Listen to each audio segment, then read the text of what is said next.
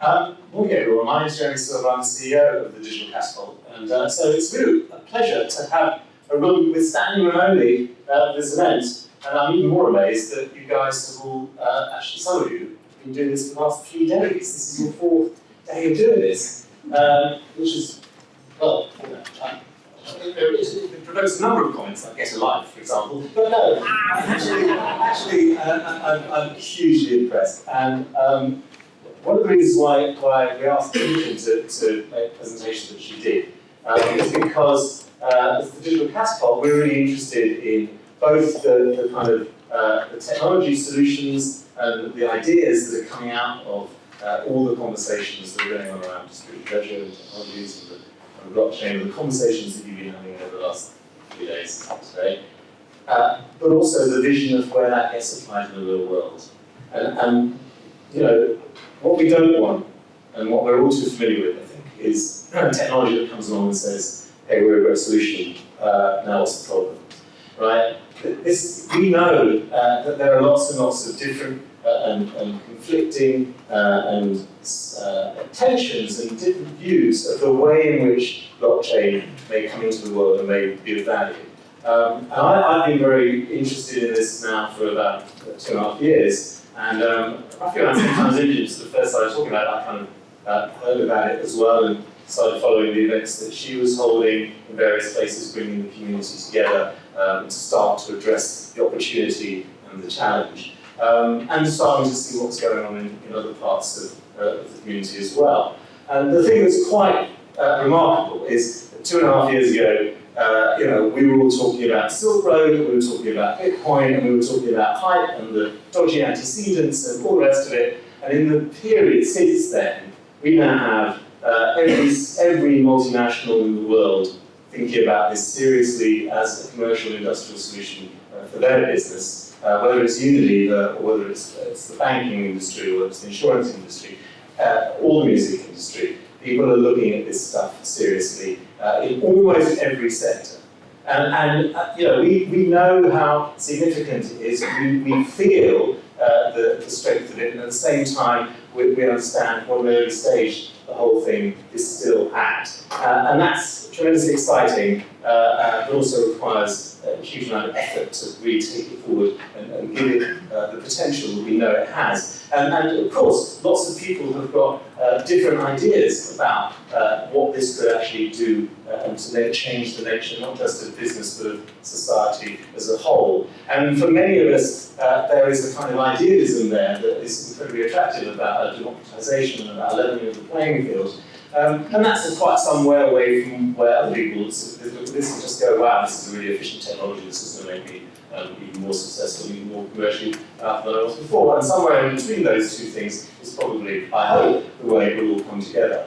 So what I wanted to try and do this morning was, in a sense, to pick up from what Imogen's been saying, and I'd love us to come back to that, because I'm not going to talk for that long, but I'd love us to now have a conversation in the room about this, is just to tell you a little bit about what we've done so far here at Digital Catapult, what our work around blockchain has consisted of, and then start to explore with you kind of where it might go from here and what kinds of things we might do going forward that would help fill in the gaps and empower the projects that you're all thinking about and then nurturing in a bubbling way that, in your own world. So where we started with all of this was a kind of focus that said, hang on, you know, financial services don't need our help.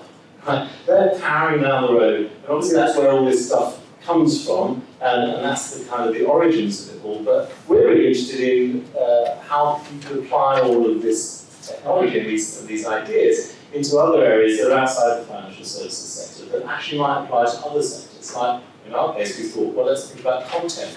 And of course, you know, one of the reasons why it's interesting to think about blockchain in the context of content in particular is because content is purely digital. It is a purely IP matter. So you haven't got that fundamental challenge that you've got in other supply chains or in other sectors where you've got to try and overcome the challenge of fixing a hash in some way, or a piece of code to a physical thing, because actually what you've got is code and code and code. So whether that code happens to be a wonderful piece of music that comes out sound like a piece of music that starts off as a piece of code somewhere inside Imogen's brain, or whether it ends up, whether it's a piece of writing, whether it's a game, it doesn't matter. The point is that in the creative industries, in the content world, so much of the content is purely digital already. And that kind of makes things slightly easier. It overcomes one problem, right? So we started thinking about this, and we were talking to some guys at an organisation called the Games Fund. Games Fund is a public fund that helps small games companies and developers come up with new ideas and helps them nurture their ideas.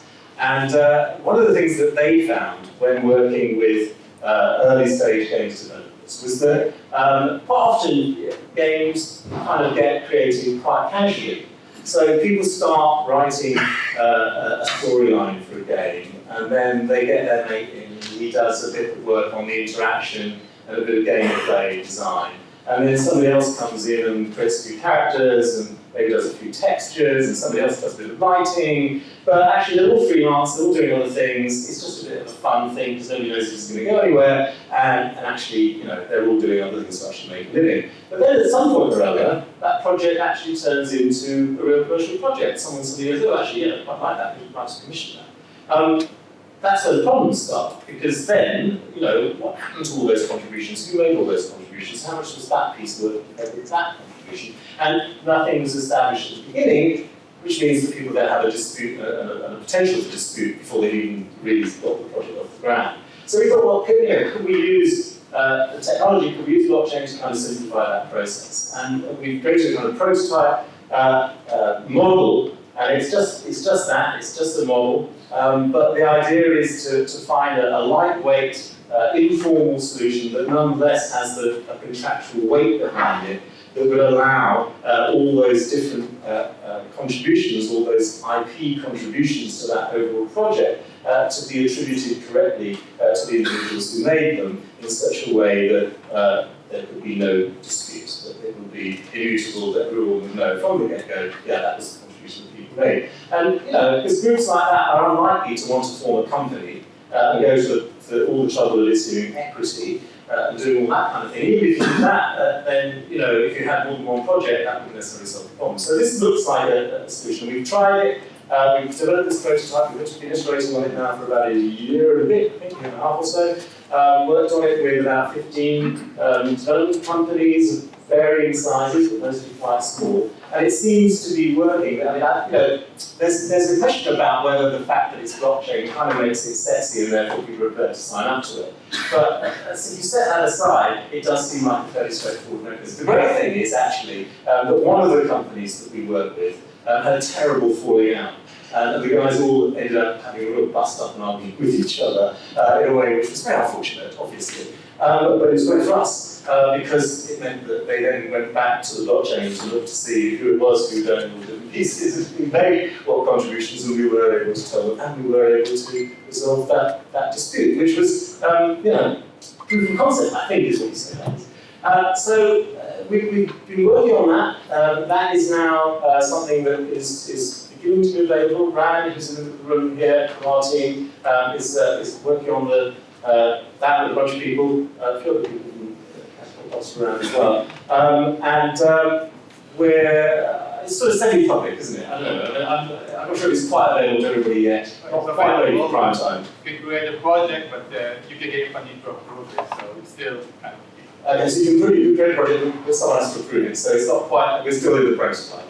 You always spend a few £100 on Ether, so... You're going to do that as well? Okay, right, well, so it's on its way. It's on its way. So we've done that, and that's kind of like looked like something quite useful and seems to be getting some uptake and seems to be working with people. And the reason we've done it is not because we want to own this, or because we want to create some sort of platform that then everybody else signs up to. But on the contrary, because what we've tried to do is to create a model, is to create some code that is open source, that other people can build into versions of things that you might be building, or that you can just look at and treat as a blueprint and say, okay, well that's the sort of core structure, let's use that core structure and we'll emulate that in what we're doing. So the purpose of our doing this is like everything that we do, is to try and help the stuff that you're doing go faster and get to market more quickly and speed up your ability to be able to do what you want to do by solving things that are on the side of that or somewhere that helps you get somewhere more quickly.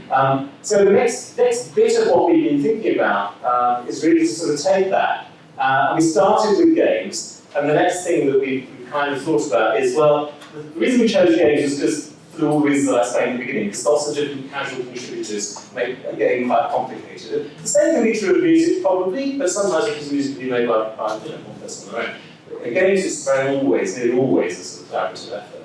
But when we then thought about, okay, so what happens when you've got a finished product, and you move further up the chain, if you like, the production process, and you're now into a place where you've got a finished project and you want to license it. Where's the most difficult place where that happens? Where does that look the most complicated? Well, actually, in the games world, it isn't that complicated, because in the games world, you can license to the various console platforms and so on, and that's pretty much it. There are not that many places you can go.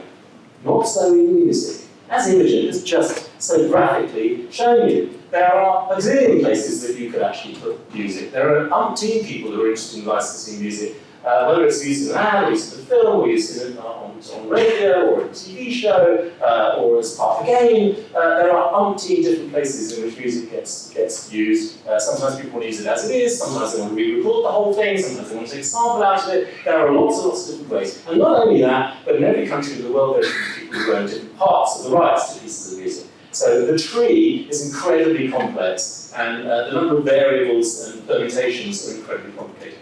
Hence, Imogen's very graphic explanation of why it's currently such a limited situation. So we thought, okay, that's a great place to put some focus. So that's, for us, that's the next stage on of where we've got to. We haven't really started that work, but the work we're planning to do there is going to be a little bit different from the way we've done it up to now, because so far we've just had a development team internally, talking to a few people outside, and developing this little prototype. The next stage is really a bit more of a reflection of kind of where things are in the marketplace, which is that there are a lot of different people trying to attack similar parts of these problems, or different parts of the problems from similar points of view, and there are 1,000 flowers blooming, right? And on one level, that's a brilliant thing, and I think, right now, for where we are at this moment, it's great that we've got that level of energy, of enthusiasm, of difference of perspective, of people trying things on, different currency platforms, or coming at different parts of the problem.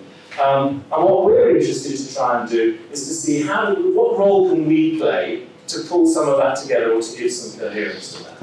And I don't know exactly what the answer to that is, but that's the next stage. And in a sense, one of the questions I'd love to have you answer this morning, or help us answer, is what might be most useful in terms of going forward as to how we make some of that work.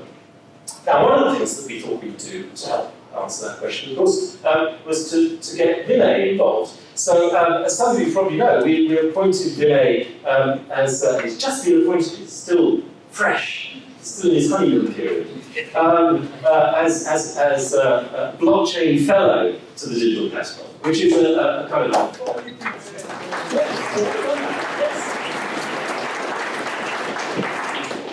it's only the second one of these that we've done, but everyone around here is kind of going, well, what is a blockchain fellow? And what sort of other fellows have you got? We've got an immersive fellow as well, yeah. We haven't dunked him in water, he's a VR AR sort of guy. And we're thinking about some other ones. We've got to work out how the word fellow doesn't automatically mean a man, by the way, but that's another conversation.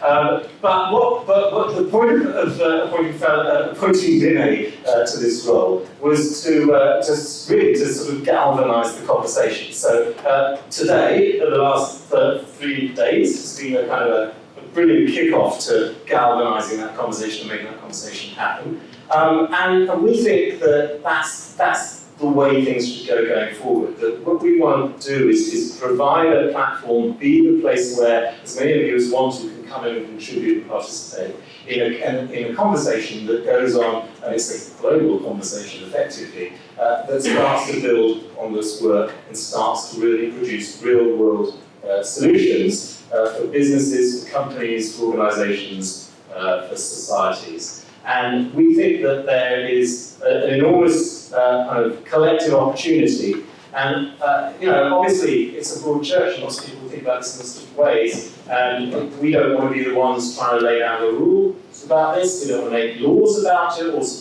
even suggest that one particular solution is better than another. We think that there's going to be quite some time when we're going to be in a very plural environment, and that's healthy. I think whether you end up thinking that the permissions world and the permissionless world will somewhere meet around the back of whatever it is that they're around the edges of at the moment. I don't know. None of us knows that. And in a way, I don't think it's for us to be prescriptive, but what we do want to be is a kind of an enabling environment in which the energies and the focus and the connectivity that we can engender is the thing that we add. With a relatively small but pretty talented group of developers who can sit in the middle and hopefully help fill in some of the gaps. We've got a few other people in the room. Where's Marcus? Somewhere around. There he is. So Marcus, there, he is here. He is one of our researchers in residence. So the other thing we do is we bring kind of academia into the commercial world. So Marcus is from Middlesex University. He's here specifically working on blockchain and music, which is a good thing. We're also working with a company called Blocker, who we've done a sort of collaboration with Innovate UK, so there's a bit of money on the table and it's helping those guys. But this is an open invitation to collaborate. It is not a closed shop by any stretch of the imagination. So we're also occasionally hosting Bridge as well. Now, they're not working in the music space yet, but you never know who might be working to do what in these things. They might have thought they were coming here to do hardcore food value chain stuff. But actually, music is got some interesting dimensions to it. So that's what we're about from an organisational point of view. We've got a year ahead of us of Vinay as an immersive fellow. No. I'll say it again. This is a blockchain guy. He'd be immersive as well. I used to do I will be those two things together. Yes, well, one of the things that's very interesting about the way we approach stuff here is we tend to think about technologies as enabling technologies. So technologies are things that help other stuff happen, right? They're not things in their own right, they're things that make businesses grow, they're things that make opportunities happen. We kind of segment them into different layers. And blockchain kind of lives in this data layer that we have. We have another layer which is kind of AI. Apparently we think those two layers are different from one another, which is like they kind of are. But of course, the wonderful thing about this world is that once you start to really go deeply into things, you start looking at the applications of things, what you discover is the connections. Another of our colleagues is Anat Al-Halal, is back here. Anat is our lead technologist for AI and has taken a great interest in blockchain as well. And again, those connections between these different areas of technology, I think, are going to be something that, again, we're going to want to pursue because the opportunities they open up are so exciting, so stimulating. So I think that's probably enough for me. I think Imogen and I should come and sit over here and get you to ask us some questions and also give us thoughts about where you see this going forward. And particularly, the question I'd love to get answers to and get your ideas on is how might the stuff we're doing here at Catapult, the energies of Mr. Gupta, be deployed to most effectively continue to move this stuff forward. So, yeah, that's it. Come on, Imogen, let's